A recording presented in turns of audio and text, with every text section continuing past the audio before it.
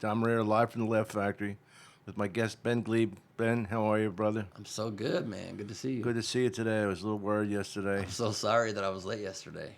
Let's go over it a little. Please. Can I tell you one thing? We have different rules for different races. Uh-huh. And there's one race in particular that's never on time. Yeah. So what I do is I give them a half an hour lie. And they're still a little late, but not too late. I encourage people to do the same for me, and not everybody knows me that well to do that, but it's one of the big problems of my career and life is I'm always late. Oh, you are? It's not good. It's not good. But you know what's funny in L.A. when they say, there's a lot of traffic. There's always a lot of traffic. It's True. a daytime. You can't. Yeah. You can't. 4 o'clock in the morning, you might be stuck in traffic here. It's exactly true. I have a bit about that. I say that people always use traffic as an excuse for being late, which has to be expected. You should apologize if you're early. I'm sorry, I'm early. There was no traffic. I don't know I don't mean to be rude, but where should I go? Yeah, there were no cars. I was stunned. Where can I go hide out so I can be late? Exactly. Mind if I just crawl under a couch and I'll surprise you at the right time? Now, Ben, you got a good resume. I was looking at some of the stuff you've done, and so you've done acting. Yeah, oh yeah. A lot of acting. Yeah. You know, you always look familiar to me. I probably have seen you on TV, huh? I hope so, man. I've been doing it so long. As far as acting, I don't know that I've done the high-profile things that I would like to have done thus far. I have a movie right now called Bad People that's top 100 on Amazon and here and a few other countries and Oh, cool. What do you play? iTunes.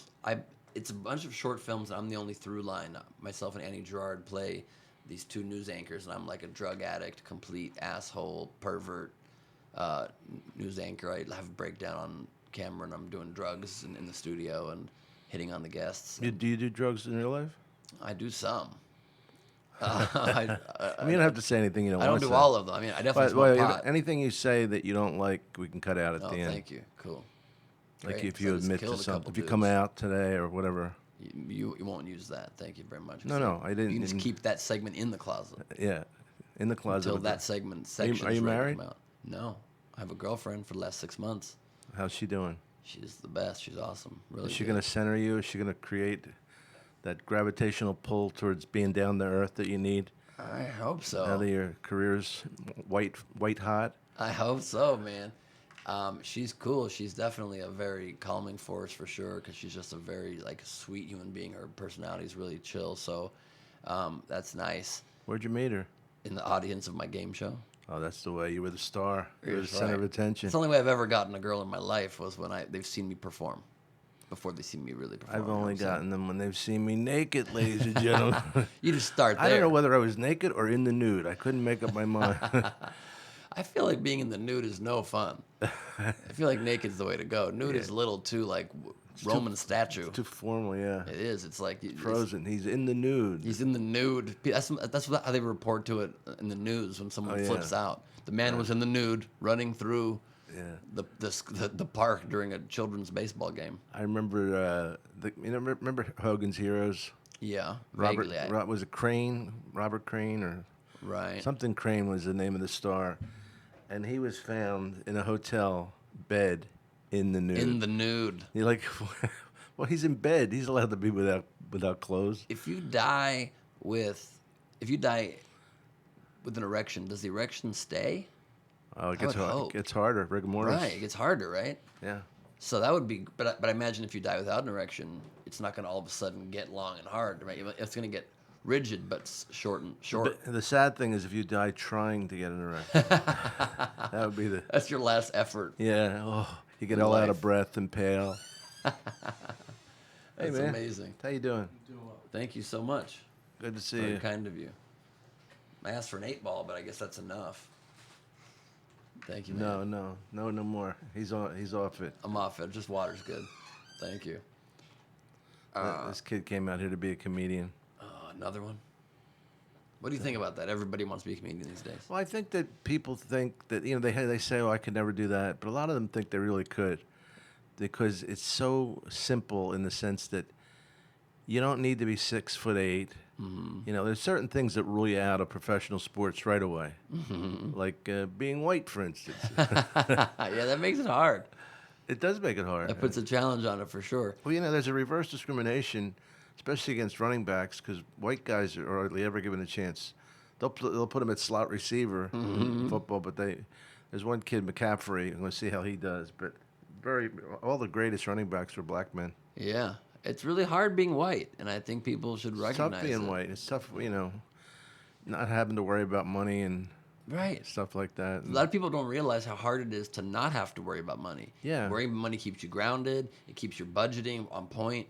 Yeah. You have money flowing. All of a sudden, you're spending a lot of it. You're getting things that you want. It's a nightmare. Yeah, you're right. People don't How much do appreciate you it. make? You get paid every day, or do you get paid by the week? I get paid sort of by the week. My game show, it's amazing. It shoots very quickly. So we shoot like a 65 episode season that's airing That's right a now. strip show, right? It shoots as a strip. They don't air it as a strip, but they shoot it as a strip. It's kind of like What's the difference?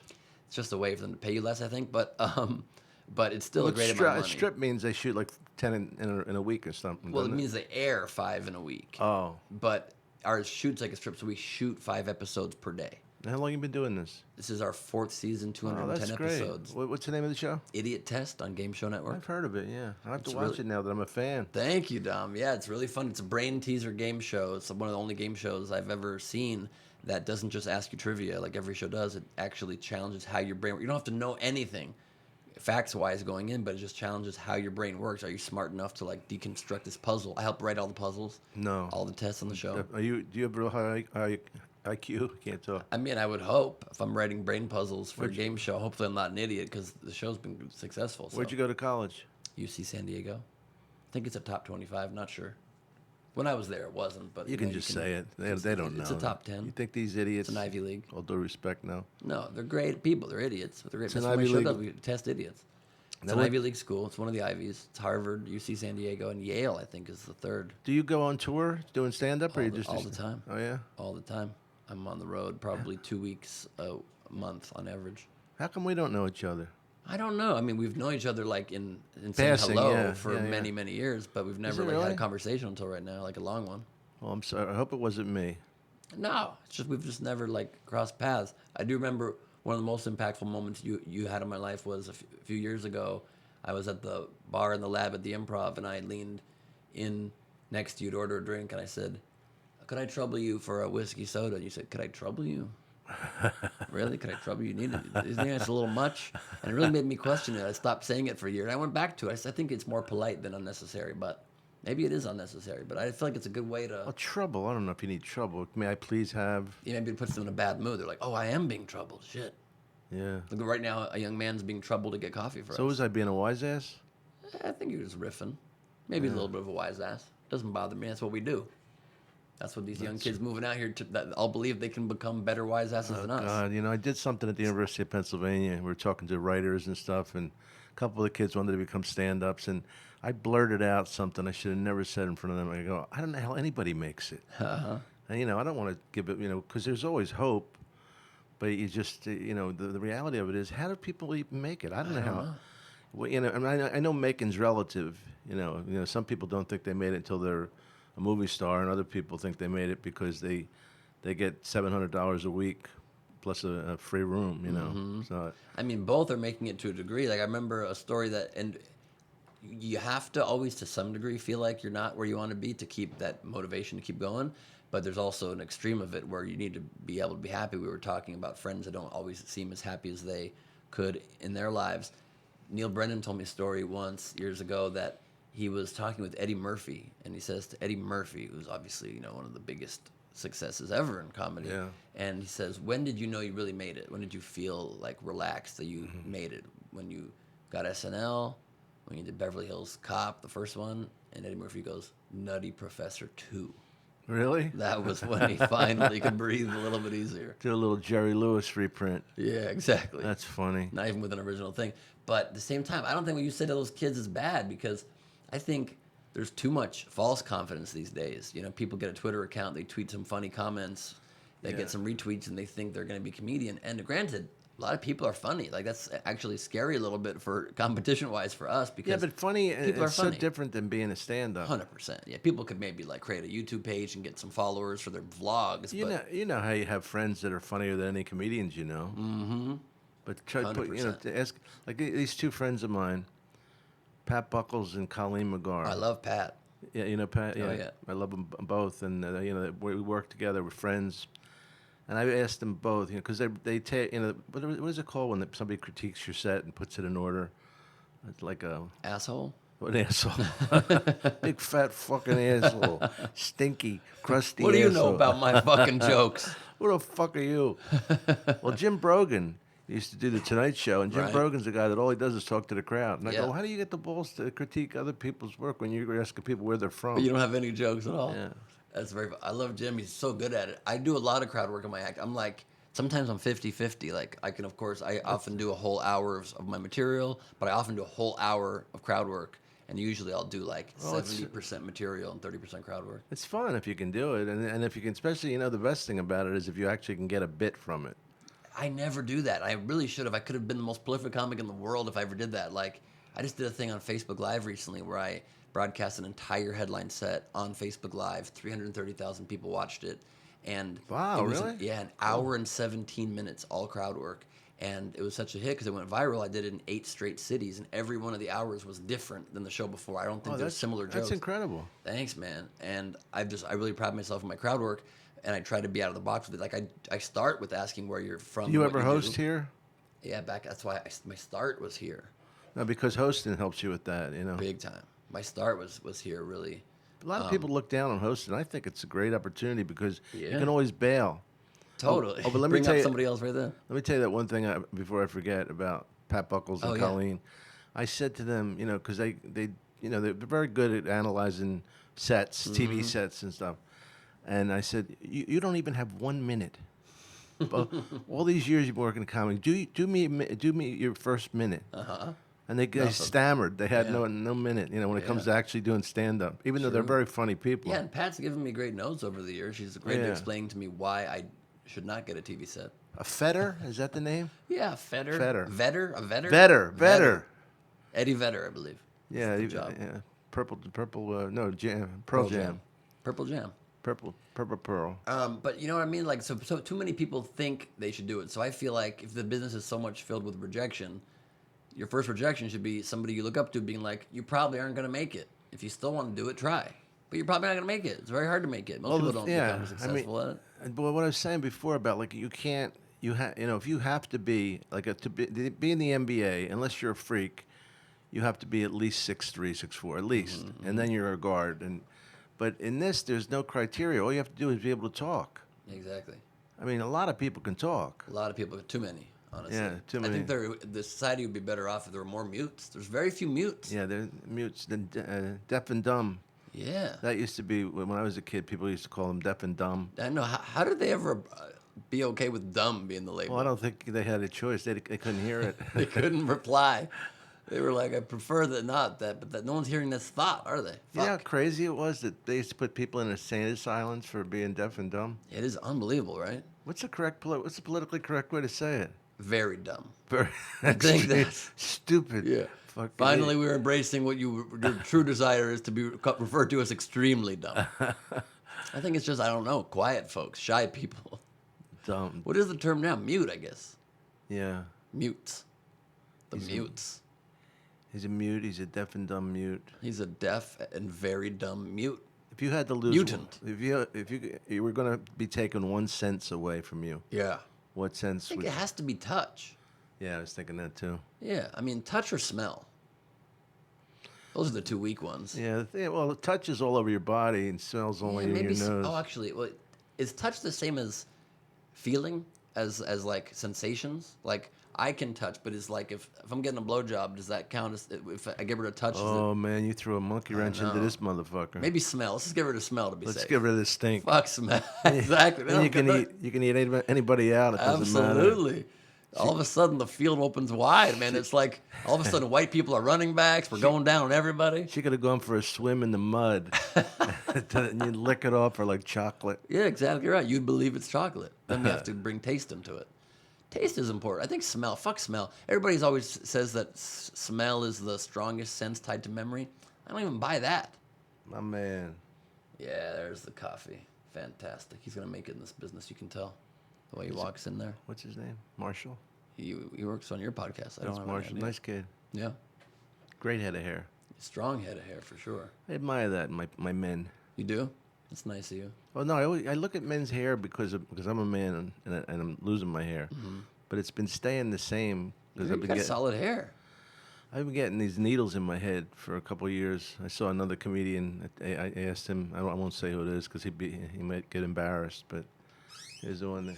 Needles. It's like a treatment they do. They just like massage you, like acupuncture. They don't your scalp. massage it. They just This shoot is the these black things. one. Yes. Thank you so much. That's very kind of you. You got a gray head of hair, and everybody knows that. Get yourself something. No, Did you keep get the yourself change. something? Yeah, I got myself something. It's really sweet. Yeah, double check, make sure. Did you get yourself anything? Yeah, I got it. It feels like you're lying about No, that. yeah, I got one. Got it to you right Okay, excellent. All right. Yeah, for sure. Thank you for doing that. Thank you. You're an angel of a man. All Great of head us, hair. all of us have done that in one time or not. Oh hell yeah! And that's, by the way, it's another thing. It's sort of related to about people coming Thank up you, and Marshall. What? trying to do it. Is I get very annoyed with the entitlement of people coming up these days. They think they're like a star from day one. The reason, like, I can to any degree sometimes hope and expect if I'm on a set or something, people to like try to anticipate a little bit my needs and try to take care because I'm hosting a show and I have a lot on my plate. Is because for 10 years plus, I was the coffee gopher for everybody. Oh, really? For everybody. I mean, I created Comedy Juice. I don't know if you know that. No. Yeah, it's my brand. That's where I met you. Yeah, a million years ago.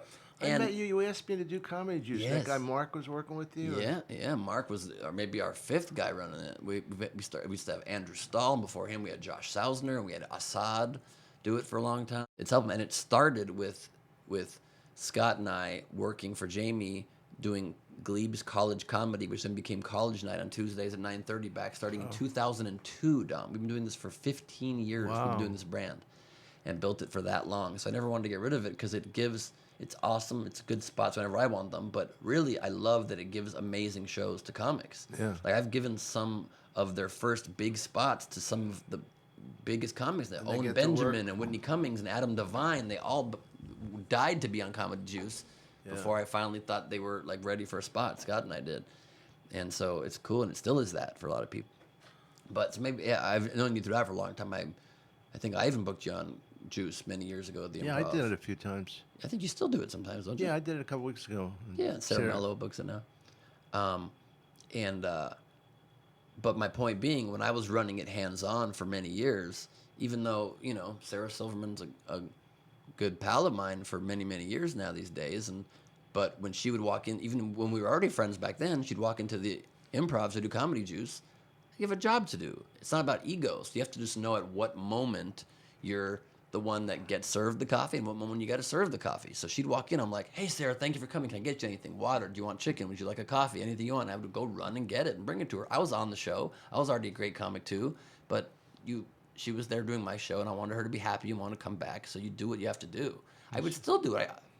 I still do it if I'm helping out. She's no maintenance. No, she's super chill. Yeah.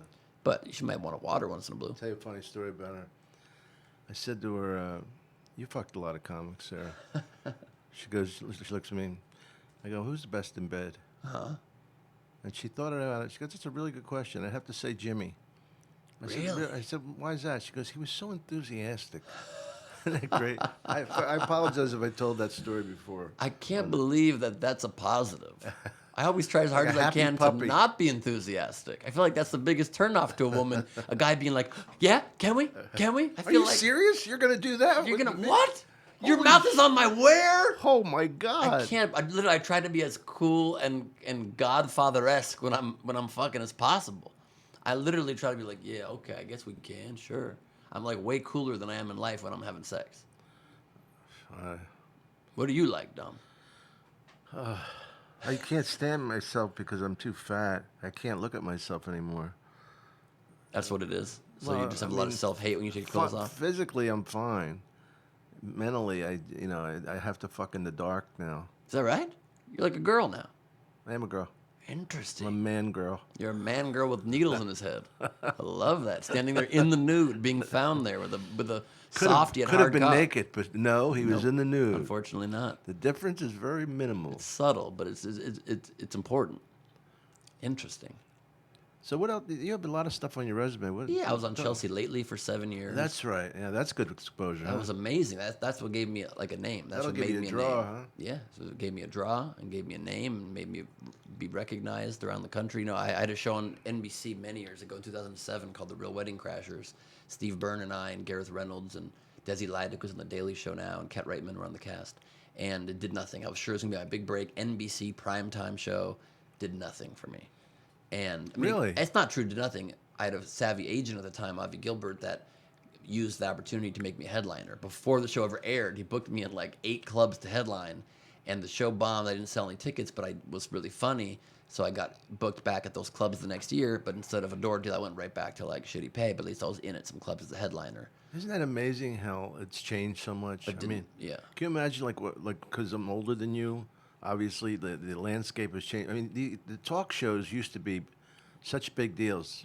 Nobody watches them now. doesn't do anything. I mean, and even apparently, even to some degree, that was romanticized. Because I read Steve Martin's book, Born Standing Up, and he said that people used to say if you did Carson, you were an overnight name. Yeah. But that in fact, only after 3 Carsons did people start to look at you like they maybe knew you, and only after 5 did they kind of say, I go to high school with you, and approached you. And after like 7 or 8 Carsons, did they finally say, you're the comedian from Johnny Carson? Yeah, but there's a weird thing that happens with that. Sometimes you do too many of them. They think, well, how good could he be? Can't move on. He's done 50 of these. Well, to that's me, true. I'm a to me, it's big really hard to failure. write 50 of them. Oh, Yeah. for sure. It's amazing. But I saw Roseanne and Drew Carey Mm-hmm. were 2 of the people that really hit it right away. Mm-hmm. After Yeah, that, and then Drew, another one that moved into game show hosting now by choice. He just wanted to do it. oh, he loves it. He loves it. It's amazing. So a lot of people moving into game show hosting now. Like it used to be stigmatized, and when I was the first TV used to be stigmatized. True, Real actors also. only did movies. Now That's it's just true. the opposite. True, and it makes more sense. I mean, look how hard it is to make a living as an actor. I never understand how anybody without also comedy or something else could ever make it, really, or ever to count on making it. Because let's say even you're like a hugely successful actor as far as booking stuff, right? Maybe in the course of a year, wouldn't you say it's successful if somebody booked like 5 guest stars in a year on like big Sure. shows? But like guest stars pay only a couple $1,000. I know. So you're making $10,000, $15,000 for a year. Oh, yeah. And you're a big working actor. So unless you become like a leading man, you can't make it. So at least as I guess the old joke goes that Glenn always says is they can't take your stand-up away from you. You always have some guaranteed income. Yeah, I is mean, nice. I did some really big shows, and Seinfeld would be the biggest TV show, and people would have no idea how little I get paid. Yeah. Because they think I'm on all the time. I'm only on one episode, but they Right. replay them so much, Right. and I get much more money from Hey Arnold. What's Hey Arnold? Hey Arnold was a cartoon on Nickelodeon. Oh, right. That heard pays about that. well because that's Yeah, still that plays animation. all over the world. Pays great. I've done a decent amount of animation voiceover. I was in Ice Age and Oh yeah, that's right. I and saw Book that of you were in it. Life, and I still get checks for that. That's nice. What'd you do in Ice Age? I was Marshall the Sloth, Sid the Sloth's younger brother, Leguizamo's brother. Did you have to audition? Yeah, I auditioned, but it was a cool moment too. It was a fun story. I guess I had a speech problem growing up, and it was a stutter and a disfluency. But beyond that, I also had a lisp, and I still have a little bit of a lisp. You I don't probably heard hear it it. there. A little bit of a lisp. I don't know. Chelsea used to always make fun of it. You on the only show. I only hear it when you say the word lisp. Only on the word. It's a very specific lisp. I really should just avoid the word. And I went into audition for this. Yeah, I heard it there a little bit. I went into audition for this sloth, and Sid the Sloth is this major lisp, right? Talk like this, like ridiculous. And I went in there, and I didn't even really research it, so I didn't know he had a lisp. I go in there, and my buddy Steve Josephson, who also works at the Improv as a server there, but he also works with Christian Kaplan, the casting director. I walk in there, and he's a buddy of mine, so he says, Ben, they brought me straight to callback for the audition, and he says, Ben, I cut together just audio of you doing a man on the street piece. Just listen to your own voice without seeing the video. I listened to it. He goes, you sound like an animal. You sound like a sloth. Don't do a voice. Just do your normal voice. So right before I auditioned for the guy, I'm just told to do my normal voice, and I did. And the casting director goes, Ben, you putting that minor lisp into your voice so you sounded related, but you wouldn't upstage him was genius.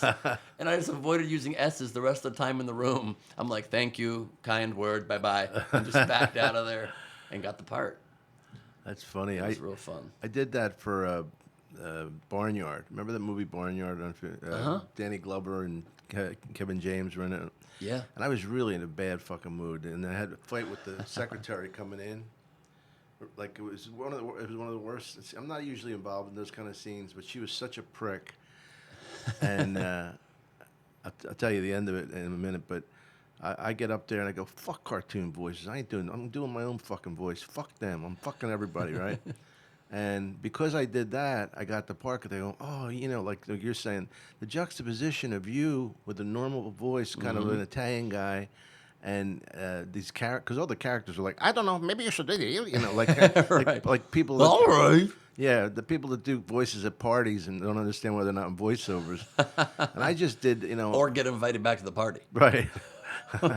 I just did my own voice. I go, fuck, my voice is good enough. Fuck this, and I got it. Yeah, that's what I realized. You never know. With acting, though, more often than not, it's like these days you don't have to do anything. Watch people in commercials. Like I never book commercials because I'm going in there acting. Everyone in a commercial, literally, they're like this. This new Burger King sandwich is amazing. I mean, they have zero emotion, zero anything. They just say the line, and they just cut it, and the line does the work. Yeah. Like George Clooney had some great insight about acting in some interview I saw. He's like, there was some movie, Syriana, or some big, intense movie he did, where there's this very important scene at the end where his character has all this emotional stuff that happens, and you just see him quietly in the back of a limo driving and thinking. Here he's in the back of the limo thinking. Just literally thinking. Right. He's like, if it wasn't for the movie up to that point, if you just put me thinking at the beginning of the movie, it would be the most boring scene. I'm not acting. It just is. I'm just there to tell the story. Right. I just needed to sit there and think and not do shit, not be like putting on like pensive eyebrows and shit, Uh-huh. You just have to sit there and actually have the thought, I guess. But acting is the one thing that I sometimes think lately, that even though I have this movie or whatever going and I get acting work sometimes, it's usually improv acting work. Scripted stuff I don't book often. Maybe I'm doing too much. I don't audition well. I know that.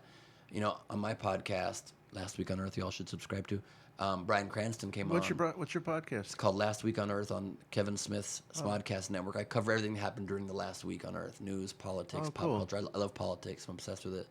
And so I have guests sometimes. A lot of times I do it by myself. But I just talk about the week.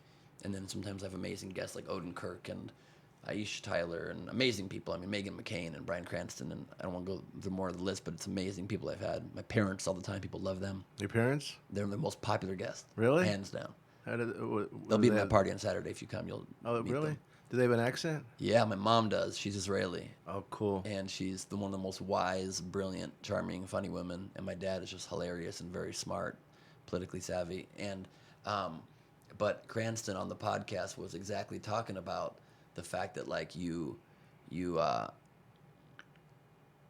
I forgot what I was talking about. What was the point getting to all of that? I got so lost in the plug of my own fucking podcast. I don't remember. No, it's good. I don't remember want why you I to plug it. transitioned to that. But Cranston was We were on. talking He gave some about piece of voices and advice. acting. Oh, about auditioning.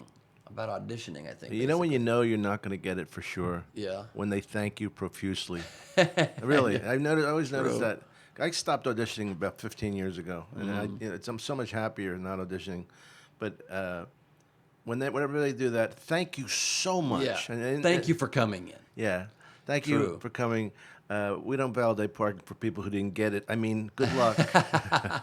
Well, that was something that Cranston did say about auditioning. I always feel like the vibe is real negative in there, and like that he's like, really think they're sabotaging you, Ben? You think they don't want you to? They've been there all day. They want you to be the part. I'm like, yeah, but the vibe's not right. It's not like it is on set. And I noticed he did a lot of commercials when he was coming up, and I did research for the pod, so I was like, you did a lot of commercials. Did you ever feel like you were kind of like selling out doing any commercial that came by? And that's why, I stopped I stopped having commercial agent years ago and going out for that. And he goes, really, Ben? Commercials sustained me. Really, Ben? That's why you stopped auditioning? Were you booking them? And I said, no, that's a fair point. And he goes, it was in my old apartment in Hollywood, and he says to me, just up the road from here, and he goes, well, Ben, for your sake, I hope that you truly never become successful Oh my God! and keep living in this shithole apartment. Wow. So we can always say, that's the Ben we know and love. And Was he kidding? he was kind of kidding, but with like real advice behind it. He was being Yeah, funny. I wasn't right. offended, but because I was like acting all cocky, like, oh, you sold out doing commercials. And he was like, no, you would do the work. You're an actor, you act. And the next day, I did two things. I started redecorating my apartment, and I got a commercial agent again. And it worked. I mean, I didn't book commercials, but my apartment looked great. And it motivated me. And my You have a little career- more control over that. Yeah, and my career took to the next level. And then I got all these, Chelsea Daily ended. I got the game show. I'm on the Today Show, finally getting all this work coming in. And I have a house now that you'll see on Saturday. That's great. Where are you at? Oh, you don't have to tell me on the air. I'm in the Stupid valley. fucking I question. don't mind saying the valley. I'm in the hills in the valley. Yeah, I'm the That's possible. yeah the hills/valley Does area. the word Tahunga mean anything to you? Moorhead. Moore Park, not Moorhead. Yeah. How have you liked the whole journey? How long have you been doing stand-up? What's today? 2017 something. No, today is Wednesday. 30 years. 30 years. You'd think I'd have more material by now. Have you seen my act? What the fuck? How do you? Talk about luck and break and timing. I got a Yeah. little part in this thing. It's a terrific show called I'm Dying Up Here. Oh, I just watched part of the first episode and I had to leave. I can't wait to get back to it. Wanted an audition for that and couldn't get one. I didn't audition because Jim Carrey was in Look at Young Comedians, and when he came over and hugged me, I hadn't seen him for a long time, and we were both disciples of Rodney Dangerfield, him and I. Mm-hmm. And we were never like day-to-day friends, but always friendly and comrades, And I always liked Jim. And then this isn't because he gave me a part, but it was so funny because the little kid in me had Jim in the audience, and I wasn't doing my act stronger than usual because I was hoping to get something. I was showing off for a friend who's a movie star, who I wanted to show that I'm still good. Right. And then he gave me a part in the thing. That's awesome. They mentioned it on Stern yesterday. I got more fucking calls for that than I would if I'd done the Tonight Show. Oh yeah. I mean it's the most media saturated market ever right now. They say it's the golden age of television, which is great for getting work, but I think there's something like 900 TV shows now I read. Oh, yeah. Like how would you ever watch everything? There's like 20 you things on my can't. list I want to watch. It's impossible. Jim Carrey, though, I met when I was in college, and I already knew I wanted to do this. I was a sophomore, and I was at a bar during like winter break, and I ran into Jim Carrey, and I went up to him and I said, "I'm an aspiring comedian and actor. I wonder if you have any advice for me." And he says, "Best of luck to you. Expect it to take 20 years." And I thought, like, what bullshit? It's not gonna Yeah. take 20 years, dude. And That's all according to what you finally- mean by making it, Exactly, that same question again. But, now the last couple of years, it's starting to just finally really, like, click for me where I'm getting known and getting a real career, and it's been 20 years. Wow. 17 to stand-up, and including my show I did in college, it's been 20. So it takes a long time. So those kids that, you say, you're probably not going to make it, it's good. I always tell people, like, whenever I see someone from high school, I haven't seen them forever, and then they come to a show, and they're like, "Man, you're living the dream," and look envious like they didn't live the life they want. I always say, look, yes, my job is fun, but it's also a shitload of work. It's a job that you can never turn off. Like your job, you You're clock always out. thinking, yeah, Always thinking. Always wondering what else you can do. So I say, like, my life, I like it, I chose it, but I'm envious sometimes of your life. I wish I could just sometimes clock in at 9, clock out at 5 or 7, then have just a vacation every day in my head. Go home and just kick up my feet and not watch a show and be like, yes, this sparks an idea for this, and fucking watch the news and think it. So, Well, the funniest part of the job to me, you finished? Mm-hmm. No, I didn't mean to interrupt. No, it's all good. The funniest part of the job to me was like, we had a 2:30 appointment today. Mm-hmm. You know what time I set my alarm for? 2. 2:05. I'd already showered. I'd already eaten. I knew that I just had to put my pants on, which I forget. Which I forget at this age a lot. Unnude yourself. That's the reason I get takeout drive-through so much because I forgot my pants. I'm fully unable to ever wake up and get out of bed before I absolutely have to. I think that's sort of the luxury of I our know. job. Yeah. Like, I'm never going to get out of bed. If I don't have to be somewhere until 2:30, I'm not leaving bed until 2. Well, I took half a Xanax too. There you go. I had a dream that we had a tiger, a pet tiger, and I was fucking terrified. And my girlfriend in the dream was a combination of my ex-wife and one of my ex-girlfriends. She was a combination of. She kept turning into a different one. Damn. And I go, why? It's really fucking dangerous to have a tiger in the house. And the tiger would get real emotional and come and jump in my lap and start licking me, and it was fucking weird. Interesting. You had a giant pussy and 2 of your ex-girlfriends. A giant motherfucker. And then sometimes it would just walk by and give that tiger look and go, "Argh." Yeah, That tiger it didn't even roar, but like that kind of that low that cocky rumble. fucking yeah, exactly. I don't know if it Love was that. male or female. Was it too good? Was the combo of the ex-girlfriends hot? Yeah, yeah, but it wasn't a sex dream. It was just what I took out of it was how to try and not to act terrified when you are terrified. Mm-hmm. I was fucking terrified that this tiger was going to attack me. And did you take something from it into like your waking life? You think? You think it's gonna help you be not terrified of things? Yeah, no, I think that it's just going to help me now, to take that down payment that I put in that tiger, take it back. I had 30 days to bring it back. No need to send the cage back to Amazon. No need. Tiger cage, 1-day shipping. Well, you know what I did think of in the middle of it was Siegfried and Roy. Uh-huh. Because I thought that this big cat could be doing something to protect me and still hurt me. No kidding. And if you buy that line, I mean, to me, it's incredible that Roy still sticks by the tiger and believes the tiger was just trying to help him. It seems a little bit, the guy is a little tiger washed at this point. Yeah, I don't believe it. Like, he saw that he was having a stroke. Instantly, he's a Dr. Tiger. He's like a medical genius. He's the Doogie Howser of tigers. He's like, something's wrong. I must grab him by the flesh and serrate his neck and spinal cord. Oh my God. Not ideal. I played that room. I was the first act that wasn't one of them that played the Mirage. Which I opened for Cher, and it's That's so the most amazing comic moment. But by the way, we're talking about like someone getting their neck and spinal cord serrated. I played that room. That's what we take from the story. But it was like it was so gay. It was beautiful. Yeah. Like these fish tanks and these pink walls, and that was my dressing room. Yeah, white tigers as you walk down the hallway, just chilling in their habitat. Like I am not one of the people that is against zoos. I'm not against SeaWorld. I think, look, we're just so many things we pretend to get outraged about that are just to make ourselves feel better or feel like we have a cause. How could you fucking be against the 9 whales that are in captivity in SeaWorld when we eat animals by the millions? Because they're a little smarter, they're a little cuter, so now we're supposed to kill dumb people too? Do we kill the mute and the dumb? Yeah, we do. Oh, I guess we should, probably. I think there should be smaller cages so they can jail more animals. Right? But you see my point? It's like, it's insane. In Japan, they eat whales by the millions. They have so much whale meat. Yeah. They put it in school lunches. They put it in dog food. Really? Dogs are eating whales. But we're outraged that these 8 shamus get to entertain millions of children, get fed fish every day and pet. And like, yeah, they're in captivity. Yeah. It's not a bad life. Most of us are in captivity. We live in shitty little boxes that we don't leave. Well, We're on our phones all day. They should have more freedom than us? Come on. All right, take it easy. I'm sorry. Get very It's only a upset. podcast, for the love of You're God. right. You're right. I should tone it down. I shouldn't have been doing too much so I don't get cast and shit. See what happened with the caffeine? Yeah, immediately. Right through the fucking I've had roof. 3 sips, so I burned my tongue 6 times. Mind if I trouble you for some more coffee? Yeah, you got plenty of fluids. Nothing's gonna I happen. have 3 different fluids in front of me. Mind if I pee sitting right here? I already did. Thank God you put That's your my pants on. bit. I do the IP at the podcast bit. Did you? Do you? No. It's a great bit, man. Thank you. That's what you're known for. Hey! Hey. You peed at the podcast. What do you wear? Depends.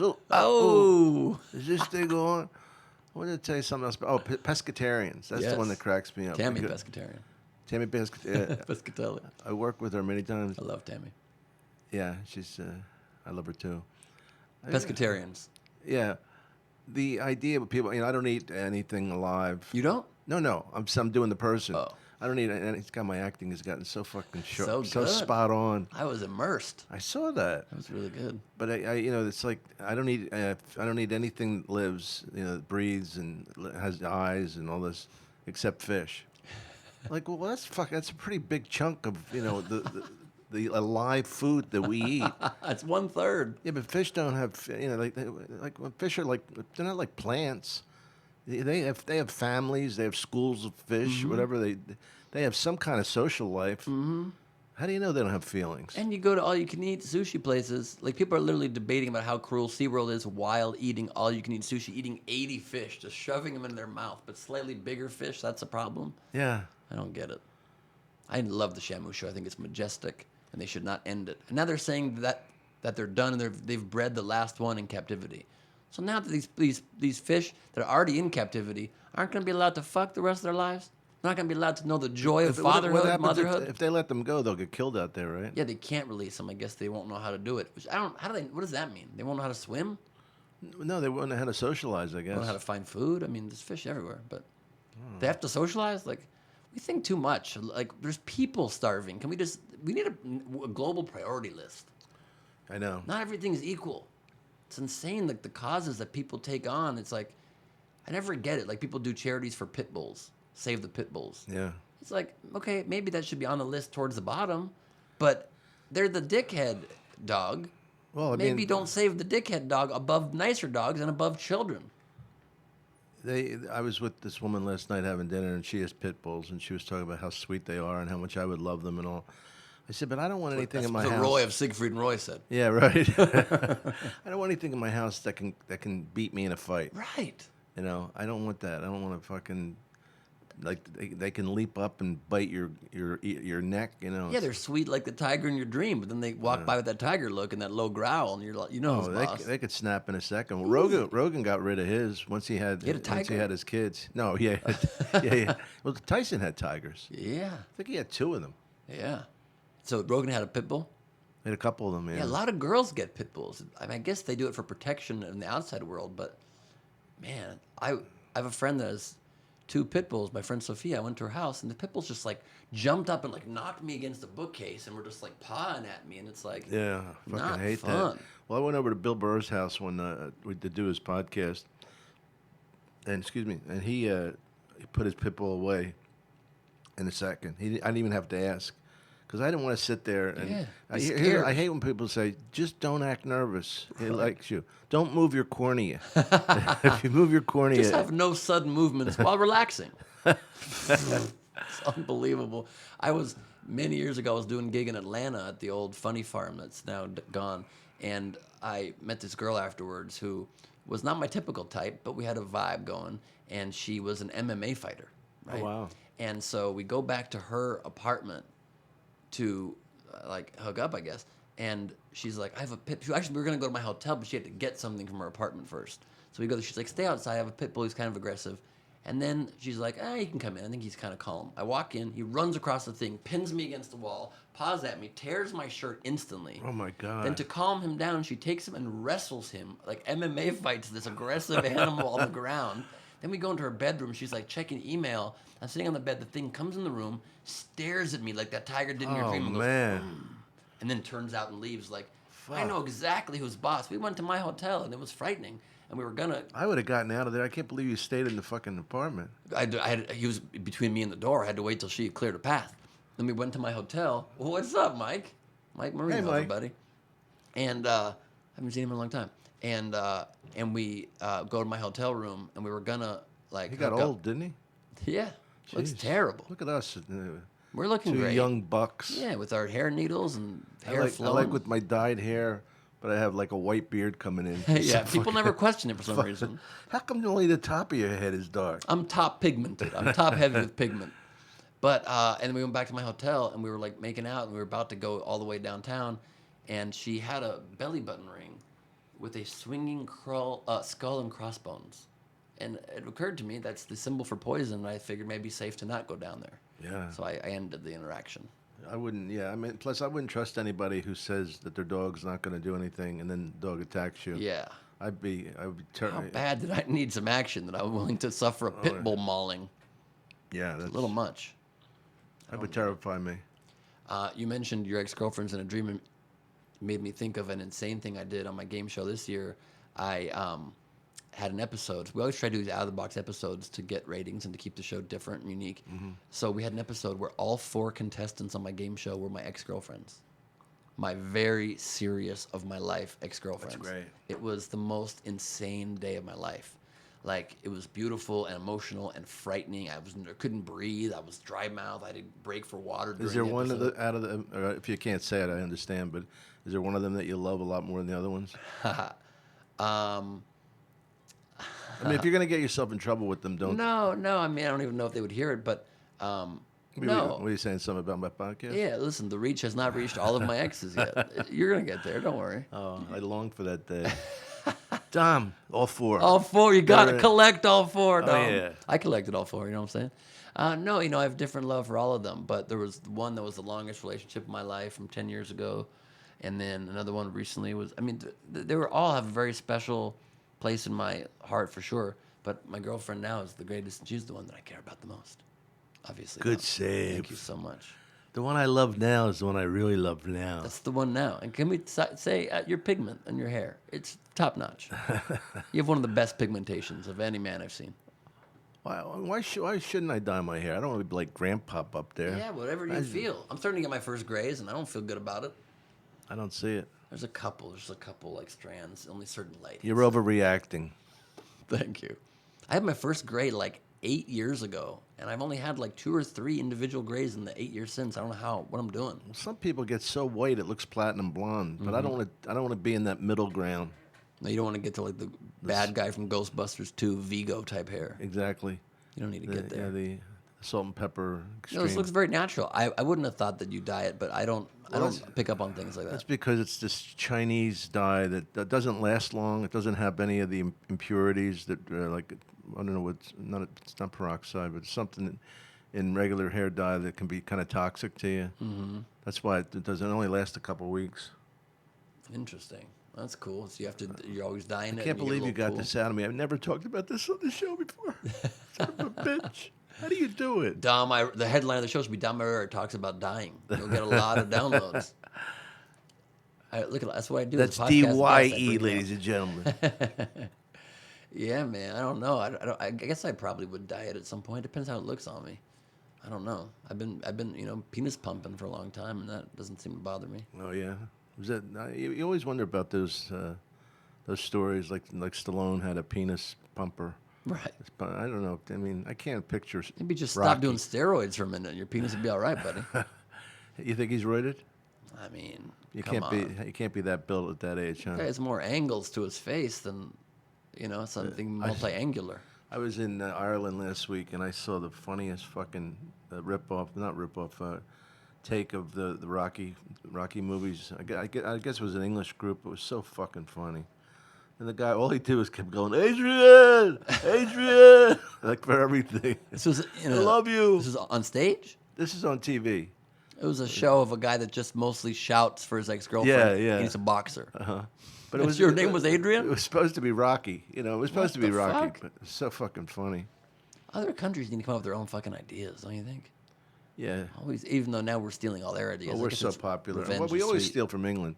And Israel a lot now, too. Really? Homeland is an Israeli format. A lot of formats we're doing. You been to I think Israel? The Voice. I was just there for 12 days last week. Mazel tov. Toda rabah. Baruch atoy Adonai. I shouldn't say that at a temple, but I say it anyway. You're very Jewish. That's amazing. Well, I know the whole score of Fiddler on the Roof. What more do I have to do? I married a Jewish girl. Come on. That's pretty incredible. Are you still married to her? No, but I did it for the credits. Just to make it in this business. She was the mother of the ugly baby in Seinfeld. Is that right? Lisa Mendy, yeah. That's We're still cool. great friends, and her daughter is my goddaughter, so That's nice. worked out well. That's beautiful. You haven't been married to any of these babes, huh? I have not been married. So I what have was no it like kids. in the green room after when were you ever all It together? was crazy, yeah. I went to visit them before and after. It was really cool. But how'd they get along? They'd never met before. They all met. They all got along great. 2 of them became friends.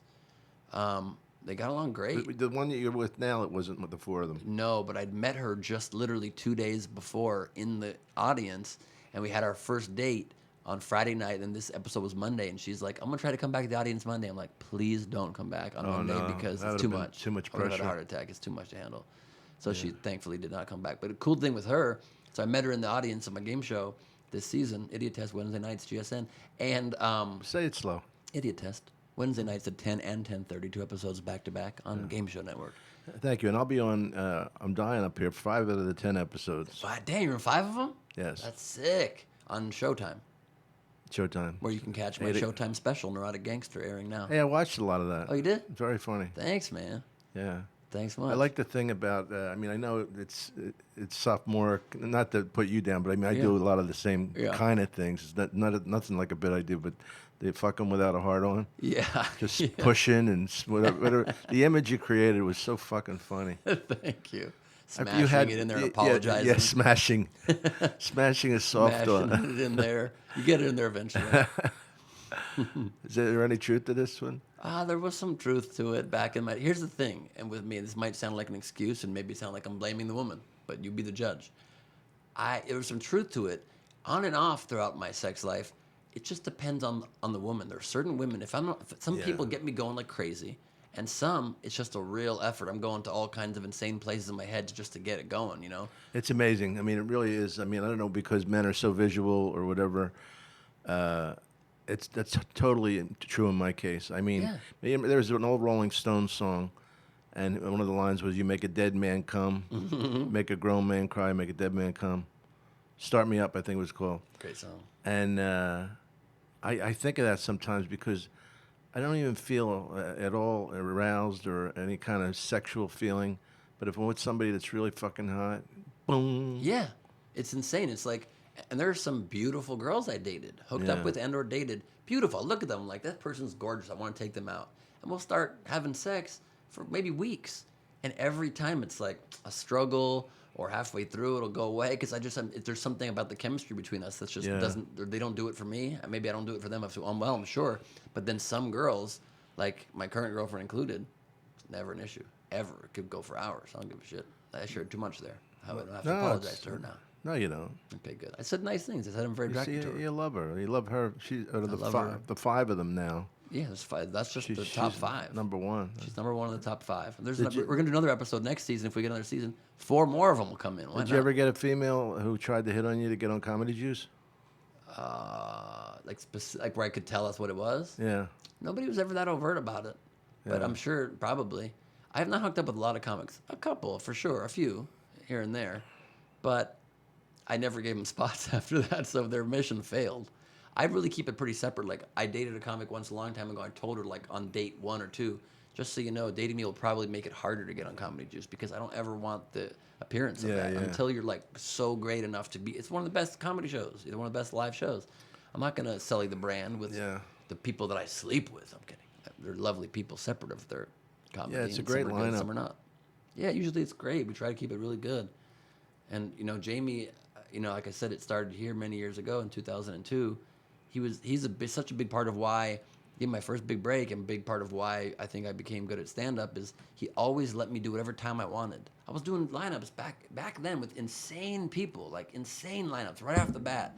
And I would do 15 up top. He would book that. And he would say, do whatever time. He's like, buddy, do whatever time you want in between comic. Whatever you want to do. That's good. And so it just gave me freedom. I would do sketches up there. I would do weird fake game shows, out of the box shit. And it really let me like really develop shit. And it led to a lot of stuff. Like you were saying, hosting's looked down upon. It is, but a lot of work. Like I hosted for many years and didn't lead to a lot of stand-up work, but it led to a lot of TV work because they see you hosting. Yeah. They don't hire a stand-up to be on a show. They hire a host to host a show. Yeah, so, I had a show here called Breaking Balls with Dom Irrera, and it was fun because it was like Burr really liked it because I would just say there's no rules. You can talk when you want to talk, just don't talk over each other, and you know you want to heckle, give it a shot because you know. And Bill just loved talking to the people. I think it was relaxing for him because he does so many like theaters now. Yeah, I love Bill's voice. I love to, sometimes I'll put a Snapchat filter of Bill's face on my face and just riff on any item as Bill. Yeah. Like, name an item. I'm going to try to riff for you as Bill Burr. A car park. I'm tired of these car parks. You understand it? You go there, it's dark, and it's scary. You go in, there's a machine that lifts your car. I don't know this machine. Who vetted this fucking machine? It kills that voice. Yeah, it really is. Hits these like points of just comedy. Yeah, I mean, he did it to show how good he is. He did a bit about McDonald's 24-hour breakfast and how what a brilliant idea that was. Like, who can't, you know? And he really made it funny. And I'm thinking, you can do a McDonald's bit in in 2017 right. and fucking get a laugh and not lose your integrity. Right. Because he's a brilliant comic. He's so brilliant. He's so out of the box and thinks of just bits with so many different things. But yeah, it's like when you have people just don't like a cheesy approach. And that's what I was saying, like that feeling like even with the cartoon voices, like you're overdoing it. Yeah. Bill, you get the sense he's just genuinely annoyed by the thing, and then it makes it legit. You can talk about airplane food if you want. I bet Bill could really riff on airplane food and make it unique and different and funny. I like Tosh too because his Never heard of that guy. Who's that? Tosh? Daniel, Oh, not Daniel not Danny, not Dan. Daniel Point Oh. He, Yeah, he's great. Well, his whole like kind of innocence, oh shucks, racial, gay, like he acts like what? What's the big deal, Yeah, that's a great combo. And innocent, aw shucks, racism. Yeah, yeah. Not racism, but you know what I mean? Just like But it's pushing the it's a envelope. veiled kind of racial joke anyway. For sure. For sure. And look, I like that comics get to go those places. Like the Bill Maher thing the other day, I felt like that was... Well, that's ridiculous to me. What part of it? That we can't say a word. Right. I mean, I because kind of agree, really. I had this talk with Dave Chappelle, and I said, Dave, it's not about being hurtful to people, but if we think of something really funny, we're not allowed. You who care so much about freedom of speech are going to limit us in a great joke. It's not. We own that word. Oh, well, get the fuck over it. Then don't say it. Don't have it playing in every fucking rap Right. song. And what are we supposed to do when we sing along with the song? Right, being in songs is what really makes it hard. It's like you get earworms from songs so easily. You want to rap it. You want to rap the song, sing along with it. What are you supposed to do? I mean, again, the plight of white people is very difficult. We can't be running backs. We have extra money, and we can't say the N word in rap songs. So I understand, of course. And when Ice Cube came on there and schooled Bill about it, I kind of got his point. I mean, of course, black people have been treated horribly. They were owned in this country. It's fucked up. Jewish people were owned too. My heritage, we were slaves. We should come up with a word that we use. That's a good idea. I'm looking at that. We should start using kike more or something. Bissell. Bissell? I don't know why. It's just I like like that. Bissell. I'll have a Bissell, Bissell, please. I take the kugel with the white raisins and a Bissell of. Oh, kugel maybe is the word for us. Very Jewish food. Sounds has a K sound in it and You're a a G. kugel. Kugel. What up, my kugel? I don't mind that at all. Nilla is good for just white people in general. I don't care about. I don't care if somebody calls me a greaseball dago. There's nothing that fucking Wait, affects why do me. words affect somebody? I don't really get that. I mean, I understand the depth of that. I don't even feel like saying it now to create more controversy, but it's like I understand it, but I don't understand restricting. Right. When it's right there, like a friend of mine coaches a basketball team, and they're mostly white because he can't get good players, and he said the kids are listening to this rap song, and that's every other word, and motherfucker and pussy and all. It's like Well, black people use it as just to say hello. a motherfucker. No, the N word. Oh, they yeah. use it as hello. Like it's like it's every other word. But Like and- fun- but to me, and also a side note of a funny, just a weird thing I noticed. Like it's just so many double standards. I was listening to Howard Stern the other day, criticizing Bill Maher for using it. Bill Maher used the word without the hard R at the end, right, with just an A at the end. And Right. and in criticizing it, Howard used it with the hard R twice, saying course. Bill can't do it. He's like, and it's gonna make people say, "Come here, you N word," with the hard R at the end. Yeah, and that's ooh. not a scandal. So how's that not a scandal? But Right. Bill saying it about himself is a problem. It's like we just love to get angry. We miss the content. We miss the real reason. Well, You have do to you- look at someone's intent. You Intent, can sense yeah. the intent. That should be the only thing that makes you mad. Somebody otherwise- says it with intent. A lot of first of all, stand up has a lot of meanness to it, and like say Jerry Seinfeld, like the cleanest and brilliant comedian, he still talks about how stupid people are. Well, Right. that's meaner sad. than saying I'm a house N-word. I think. I mean, you're attacking people, right? Well- If you're gonna parse it like that. You know Donnell Rawlings. Yep. Well, I like Donnell, and we have an interesting relationship. And he comes in here and he ordered something from Greenblatt's, right? And I said, and he goes, I said, what'd you have? He goes, he says turkey. I said, oh, good, you're eating healthy, huh? He misconstrued that into being a racist comment that he wasn't eating fried chicken. And I said, we got to talk about this on the show. I said, Yeah. that was the farthest thing from my mind. That's what everybody would say when you see a turkey sandwich. Yeah, turkey is like, because it's not as delicious as pastrami. Yeah. And that's why it's so good for you. He Cause should have criticized you for maybe making like boring conversation is the worst you were doing there. Right. Oh, turkey, huh? Healthy. Cut to 6 months later. They have this thing, Chocolate Sunday, where Yeah. it's mostly black acts Right. and black audience, which seems kind of Covered racist. in hot fudge. Seems kind of racist to me. Right. And I'm walking in, and Donnell is drunk. And I like the guy. And he goes, Dom, my nigga, real loud. And all these black people turn around and look at me. I'm just standing there like, yeah, I'm his nigger. It's like, I don't know what to tell you. And he comes over and he hugs me, and that relieved all attention. Right. But it was just so funny. After all that, he screams that out Right. at me in front. And it didn't bother me. It was Right. just it was odd. Yeah. You know. Donnell and I are cool these days. We started on a rocky foot for a long time. I had a weird vibe because my first time I ever did a set in New York, this is like 10, 12 years ago, I was on a show with him and he was hosting. It was at Stand Up New York. And I was a little nervous because it was my first time in a rough city, like a tougher city. You know, LA's kind of cake compared to New York. Where'd you start? Here in LA. Are you from here? Yeah, from here. And so he was host, and I, just wanting it to be set up in the way that was best conducive for me to hit the stage hard, I said to him, "Hey, man, nice to meet you. If you don't mind saying, he's the star of The Real Wedding Crashers on NBC, and he's on Chelsea Lately or whatever." And Donald looks at me and he goes, "How are you going to come at me with credits like that?" And then just went on stage and sort of said one of them, barely shook my hand as I walked on, and I was like, wow, dude. Wow. You're supposed to be able to tell the host what you wanted him to say. It's just how it works. And so for years I kind of didn't want to be cool with them, but then, are cool now. But, it's just whatever. One That other is what thing, that is. one other political thing. Well, it's still simmering a little, and it happened when I was in Ireland. Was the Kathy Griffin thing? Yeah. Tell me what you think, and I'll tell you what I think. Well, I think that Kathy obviously intentionally did an offensive, incendiary thing. I think she should 100% be allowed to do it. I think that she was doing it for publicity. She knew it would get a crazy reaction. Yeah. I think Trump is very wrong for responding to it. His family should not respond to it. I watched her whole press conference, and I was on the fence, and then when I watched her press conference, I was like, she's right, that the First Lady shouldn't break her silence, not talking about any issue that affects Americans, but does attack Kathy Griffin on this issue. All of a sudden, she comes out. It is the comedian's place to attack, to challenge, to say crazy things. That's the one person in society who's allowed to say crazy shit and push boundaries is comedians. But also, Kathy's full of shit saying, "I think my career's over, okay? I think it's over." She's going to sell out more than ever for the Couldn't next have 20 gotten years. more publicity. Free publicity, wall to wall The on whole every world channel. knows her now. Yeah, she's going to be touring the rest of her life. Yeah. So that part is disingenuous. Well, But the rest of the it, thing what do you think? well, this is what really bothered me, and it has nothing to do with freedom of speech or any of that. The idea of showing that that action, showing what takes place, the beheading thing, and I think of the poor families whose sons and Right. fathers that was, because it has nothing to do with Donald Trump.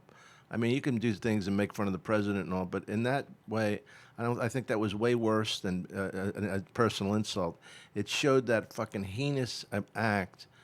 You know, that would be like if because Jewish, it would be like showing something mockingly getting killed in a gas chamber, Right. and put the heads of president and vice president on them.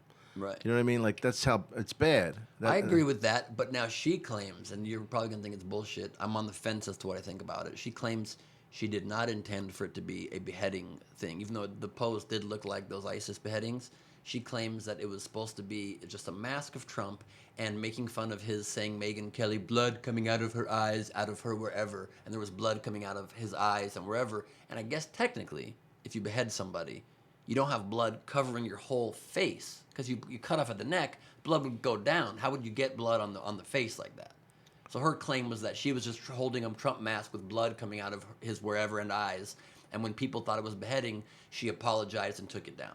That's her statement. Well, I don't believe her. Yeah, I don't believe it. Looks very clearly I beheading. have nothing against Kathy. I like Kathy, but I don't believe Yeah. her. But here's the important thing too: we can't end a podcast on this. We have to go somewhere very true. else. Well, you have to help bail this out now, Sure. as we got into this heaviness. let's just get nude. What do you say? Let's get nude from the bottoms down and I just don't know. I was supposed to be naked in about 2 hours. I don't know if I could. I don't know if I could squeeze in the nude and naked at the same I was at a party one time. It's used Kathy party. to Said the word transition. party. We're already halfway, Yes, we're halfway out. I was talking with Maria Shriver, talking politics, and obviously she was married to Arnold Schwarzenegger, and he cheated on her and all this stuff. Kathy Griffin is there, comes up Was to she us. Sergeant Shriver's daughter? Sergeant Shriver? Sergeant Shriver? Who's Sergeant Shriver? Well, who's her father? Maria Shriver's a Kennedy. Her father's not a Kennedy, but she's a Kennedy somehow. I think. I don't know who Sergeant what Shriver the- is. think it was her father. I'm gonna have to Google that, but I'm gonna say it is her father. Okay. I mean, he might have called himself a sergeant For at the certain sake points. for the sake of this story. Yeah, for the sake of forward progress. Dear And Lord.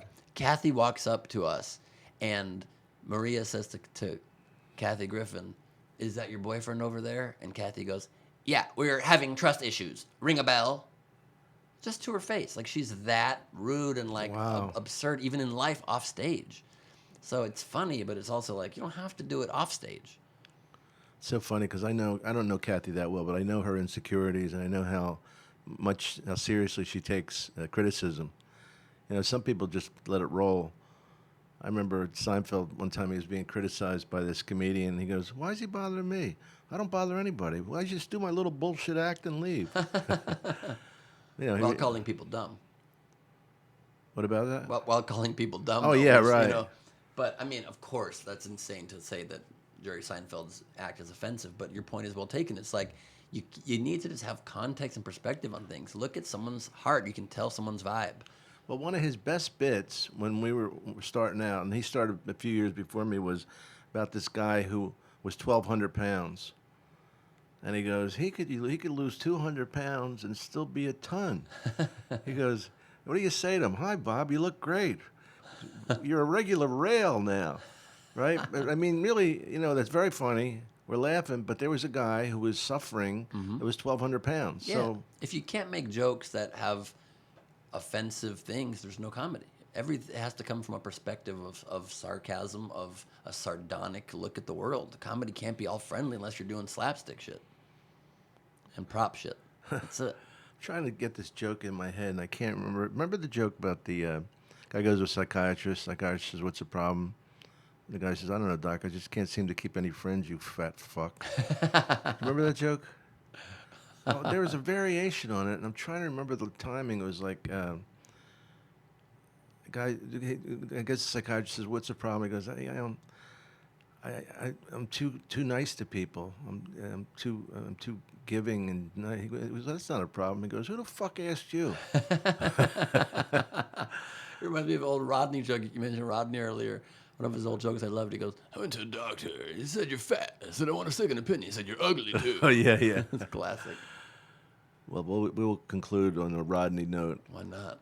Because Thanks we all so want much. respect. But Don't you we? were great. Great to have you on the show. Thanks, Hope you do Dom. it in another time. Anytime at all. It's good to finally have a conversation with you after 10, 12 I know. years. This is what it took. No, we have to record that shit. Nervousness from the coffee. Now I'm starting to. Does it affect you? Caffeine? No, I don't really feel it. I feel I it. don't even know why I drink it then, because it's probably not the best for you, but I don't feel it. I Jamie's, could have 5 cups. I don't feel it. really? Yep. You're a cool dude. Thanks so much. Ben Gleib. Look for him, and you got your Showtime special. Yeah, Showtime special, Neurotic Gangster, Idiot Test, Wednesdays at 10 and 10:30, and just follow me on social media at Ben Gleib on Twitter and Instagram stories And every day. occasionally Comedy Juice at the Improv on Occasionally. Wednesdays, which is a great show. Gleib Squad tour around the country right now. Just go to my website, bengleib.com, for tickets. I'm coming to Tampa and St. Louis and Atlanta at the end of this month, and So you can see Ben at the Laugh Factory some Wisconsin, nights. the Laugh Factory some nights for sure, and a million places coming all over. Seattle and San Francisco. I'm coming everywhere. I'm coming all over the country. I'm coming right in the country's face, the heart of the country. Take care. Thanks. Thanks. Thank you, buddy. brother. My pleasure. That was great.